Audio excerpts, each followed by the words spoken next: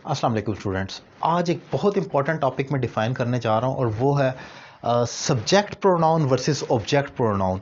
ये पहले तो देखें प्रोनाउन क्या होता है। प्रोनाउन वो अल्फाज हैं जो अपने नाउन के बारे में मज़ीद बताते हैं ताकि उनकी रिपीटिशन को रोका जा सके। फॉर एग्जांपल अली मेरा दोस्त है, अली लाहौर में रहता है, अली रोज़ मुझे कॉल करता है, अली को मैं बचपन से जानता हूँ। बार बार जो अली का नाम आ रहा है मैं उसकी रिपीटिशन को रोकने के लिए अगली दफ़ा ही कह देता हूँ। वो मेरा दोस्त है, वो लाहौर में रहता है, वो मुझे रोज़ कॉल करता है। तो रिपीटिशन को रोकना है नाउन की, तो प्रोनाउन इस्तेमाल होते हैं। अब ज़रा आगे बढ़ते हैं, एक चीज़ और देख लें। सब्जेक्ट पहले क्या है ये जान लें। सब्जेक्ट किसी भी फ़िक्रे के जो आगाज़ में आता है और वो एक्ट करने वाला होता है, जो फ़िक्रे के आगाज़ में आता है। फॉर एग्ज़ाम्पल अली ने ख़त लिखा, अली रोट अ लेटर, तो इसमें ख़त किसने लिखा? अली ने, जो फ़िक्रे के आगाज़ में है, जो करने वाला, उसे सब्जेक्ट कहते हैं। उसके बाद एक चीज़ और देख लें, ऑब्जेक्ट किसे कहते हैं? ऑब्जेक्ट जिस चीज़ पर काम हो रहा होता है, और ये फ़िक्रे के एंड पर आती है। सब्जेक्ट, वर्ब और ऑब्जेक्ट होती है एक्टिव टेंसेस में, ये फ़िक्रे के एंड पर आती है। For example I wrote a letter, अब यहाँ पर जो लेटर है ये ऑब्जेक्ट है। सो ये पहले तो ये देख लें ऑब्जेक्ट क्या होता है, जो फ़िक्रे के आखिर में आता है और जिस पर एक्शन हो रहा होता है। एक्टिव टेंसेस की बात हो रही है यहाँ पर।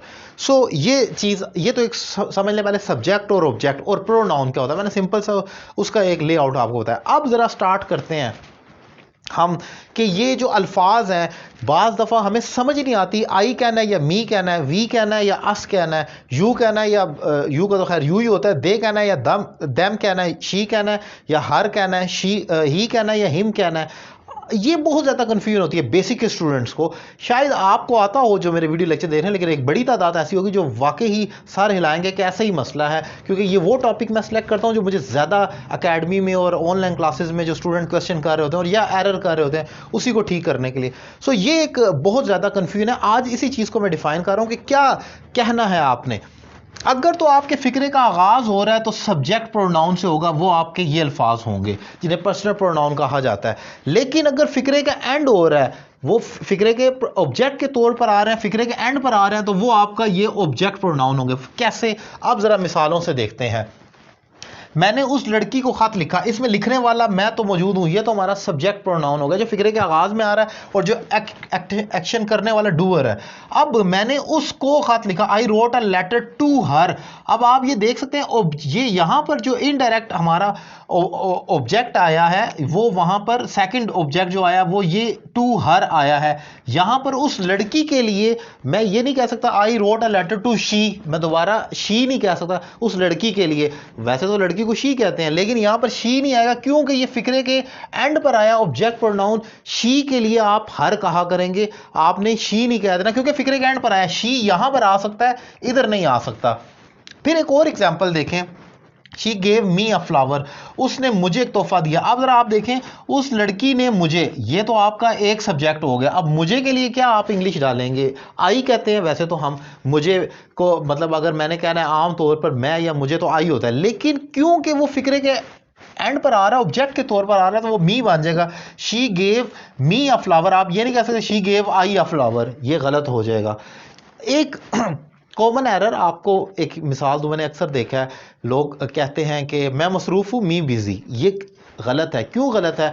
क्योंकि मी ऑब्जेक्ट प्रोनाउन है, वो फिक्रे के आगाज में नहीं आ सकता। आपने यही कहना है आई एम बिजी, आप ये नहीं कह सकते कि मी बिजी। जैसे मैं कहूँ वो खेलते हैं, तो मैं क्या ऐसे कह सकता हूँ देम प्ले? नहीं, दे प्ले ही कहना है क्योंकि वो ऑब्जेक्ट प्रोनाउन है, उससे फिक्रे का आगाज नहीं हो सकता। सो इसी तरीके से यहां पर मी आना है, आई नहीं आना। फिर एक और देखें, उन्होंने हमें बताया। अब उन्हों की इंग्लिश तो दे होगी क्योंकि वो है, लेकिन अब हमें के लिए दूसरा जो सब्जेक्ट हमारा प्रोनाउन है जो फिक्रे के एंड पर आ रहा है ऑब्जेक्ट प्रोनाउन, वहां हमने क्या यूज करना है? उन्होंने हमें, उन्हों की इंग्लिश तो आपने डाल दी, हमें के लिए क्या आप वी लिखेंगे? जो कि वैसे तो वी बनती है, लेकिन क्योंकि वो फिक्रे के एंड पर आ रहा है तो वी का आपने याद रखना है हमेशा कि अस आएगा उसके सामने, तो वी, दे टोल्ड अस।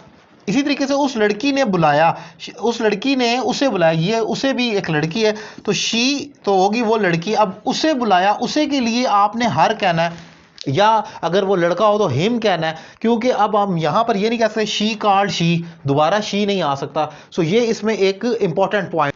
इसी तरीके से जब हम अगली एग्जांपल्स देखते हैं तो उन्होंने उनको हराया, अब ये उन्होंने ये जमा है, उन्होंने आगे किसी और उनको हराया, ये बेसिकली उनकी इंग्लिश तो हम दे कहते हैं क्योंकि अगर वो जमा है, लेकिन यहां पर 2 दफा आ रहा है उन्होंने उनको हराया। सो आप यहां पर हम कहेंगे दे डिफीटेड देम, आप ये नहीं कह सकते उन्होंने उनको हराया दे डिफीटेड दे, दोबारा दे नहीं कह सकते। सो इंपॉर्टेंट बात ये है कि आपने याद इन लफ्जों को करना होता है, इनकी तो उर्दू बनती है। ये जो अल्फाज हैं ये भी इसी से जुड़े हुए हैं, लेकिन ये फिक्रे के एंड पर आते हैं और ये फिक्रे के आगाज में आते हैं। आप इन लफ्जों से फिक्रे का डायरेक्ट एक्शन स्टार्ट नहीं कर सकते क्योंकि ये ऑब्जेक्ट है और ऑब्जेक्ट तो आता ही फिक्रे के आगाज में है। अब इसमें इंपॉर्टेंट पॉइंट जो मैंने ट्रिक आपको डिफाइन की है कि आपने सबसे पहले अपने सब्जेक्ट प्रोनाउन याद कर लेने, आई वी यू दे, और उसके बाद इसके सामने रखकर इनके ऑब्जेक्ट प्रोनाउन याद कर लेने हैं। उससे ये होगा कि जब आप सब्जेक्ट बनाएंगे तो आपको मालूम होगा कि अगर आई का जो ऑब्जेक्ट होगा, मतलब मैंने, उसने, मुझे के लिए आपने मी लगाना है अगर फिक्रे के आखिर में आ रहा है। इसी तरीके से वी का अस होगा, यू का यू ही रहेगा, और सो फार एंड सो ऑन। उम्मीद करता हूं subject pronoun versus object pronoun समझने में आपको बहुत ज़्यादा हेल्प हुई होगी। इसकी जितनी ज़्यादा प्रैक्टिस करेंगे उतना ज़्यादा क्लियर होगा। और लेक्चर कैसा लगा ये आप बताने के लिए कमेंट में ज़रूर अपना फीडबैक दें। अगर आप मुझसे 1-to-1 online English language course करना चाह रहे हैं दुनिया के किसी भी कोने से या पाकिस्तान के किसी भी शहर से या गांव से, नंबर आपकी स्क्रीन पर मौजूद है, आप कॉल करें, एक रीज़नेबल फ़ी पे करके कोर्स का आगाज़ करें। एंड अगर आप मुझसे एकेडमी में क्लासेस लेना चाह रहे हैं, राइटिंग, स्पीकिंग, आर्ट्स और टॉफल और दीगर क्लासेस के लिए, ऐसे राइटिंग, प्रेसी, कंपोजिशन, ग्रामर के हवाले से, नंबर आपकी स्क्रीन पर मौजूद है। ऑनलाइन या एकेडमी क्लासेस के लिए रब्ता कर सकते हैं एक रीज़नेबल फ़ी पे करके। Thank you very much.